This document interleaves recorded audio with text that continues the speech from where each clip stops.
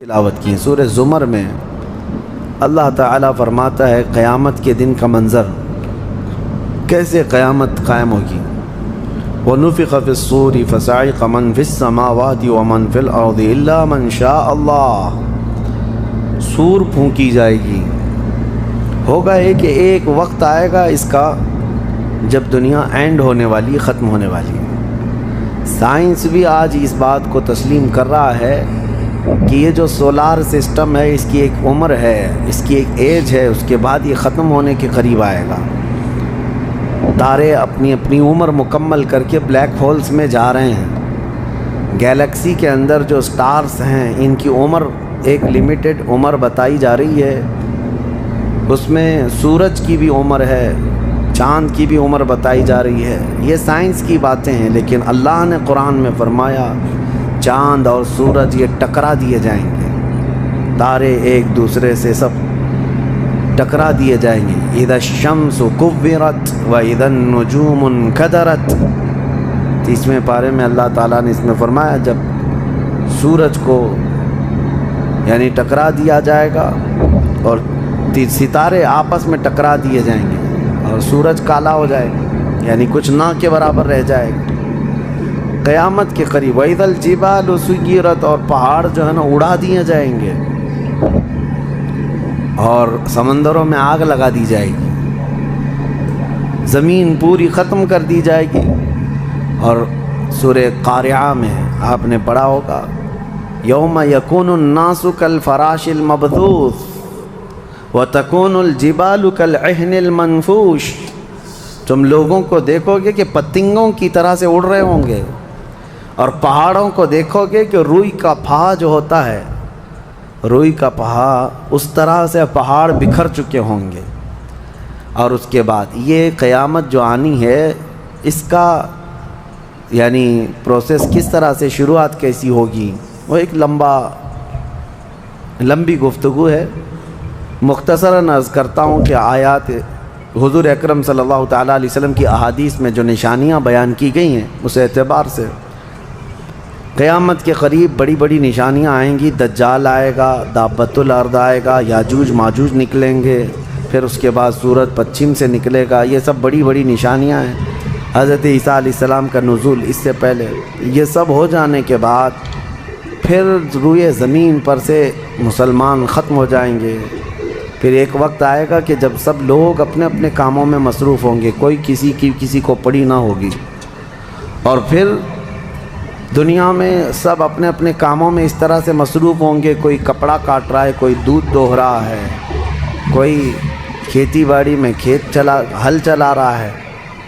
اللہ تعالیٰ قرآن میں فرماتا ہے کہ تم دیکھو گے ان زلزلۃ الساعۃ شیء عظیم یوم ترونها تذهل كل مرضعۃ عما ارضعت وتضع كل ذات حمل حملها، اچانک ایک سور کی آواز آئے گی۔ وہی سور آج ہم نے تلاوت میں پڑھا ہے۔ اسرافیل علیہ السلام اللہ کے ایک فرشتے ہیں، ایک باجے کی شکل کی چیز وہ لے کر کھڑے ہیں، وہ بجانا شروع کریں گے۔ شروع میں دھیمی دھیمی آواز آئے گی اور یہ آواز بڑھتی چلی جائے گی، بڑھتی چلی جائے گی، یہاں تک کہ یہ آواز اتنی سخت ہو جائے گی کہ جو جہاں تھا وہیں کھڑا رہ جائے گا۔ کپڑا کاٹ رہا تھا اس کے ہاتھ سے کینچی گر گئی، جو کھیتی باڑی کر رہا تھا، ہل چلا رہا تھا، وہ وہیں کا وہیں رک جائے گا۔ دودھ دوہنے والا اس کا ہاتھ ویسے ہی رہ جائے گا، یہاں تک کہ حاملہ عورتوں کے پیٹ سے بچہ نکل کر گر جائے گا، جو عورتیں حمل سے ہوں گی۔ اور اس کے بعد پھر ایسی غشی، پھر سب پر موت طاری ہوگی اور زلزلے آئیں گے اور پوری زمین کو ہلا کر کے ختم کر دیا جائے گا۔ یہ قیامت ہے، یہ قیامت ہے۔ سور پھونکنے پر سارے انسان جتنے روئے زمین پر ہیں سب کے سب ختم ہو جائیں گے۔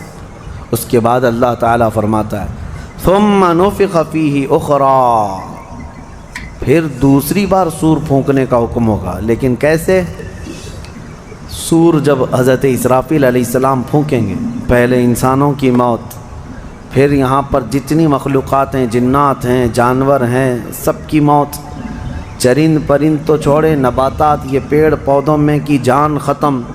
چاند سورج کو جب ختم کر دیا گیا تو پھر کوئی چیز ہی نہیں، ستارے چاند سورج سب، بلکہ اللہ تعالیٰ کے جتنے ملائکہ ہیں، جبرائیل امین علیہ السلام سے لے کر دوسرے ایک فرشتے تک، سارے ملائکہ کو بھی موت آئے گی، سب موت کے شکار ہوں گے، اور سارے جب انتقال کر جائیں گے تو پھر بچتا کون ہے؟ صرف حضرت اسرافیل علیہ السلام، جنہوں نے سور پھونکا۔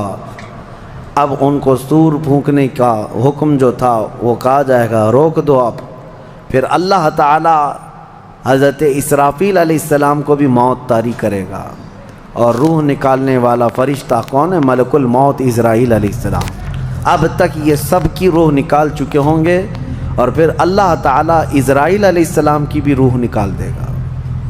اسرائیل جو سب کی روح نکالتے ہیں، ان کو بھی موت ہے، ان کو بھی موت ہے۔ اور پھر ہم نے پڑھا کل شیء ہالک الا وجہہ، ہر شے فنا ہو جائے گی سوائے رب العالمین کے۔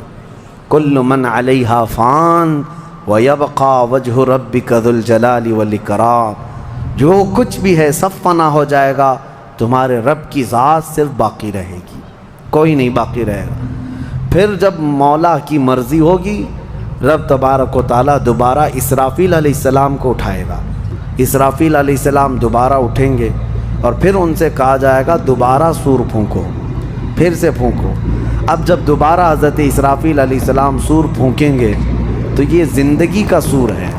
پہلے والا یہ نفخہ اولا اس کو کہتے ہیں، وہ موت کا تھا، اور نفخہ ثانیہ حیات کا ہے، زندگی کا ہے۔ اب رب تعالیٰ نے جو وعدہ فرمایا تھا کہ ہم تمہیں موت کے بعد دوبارہ اٹھائیں گے، یہ وعدہ اس وقت پورا ہوگا۔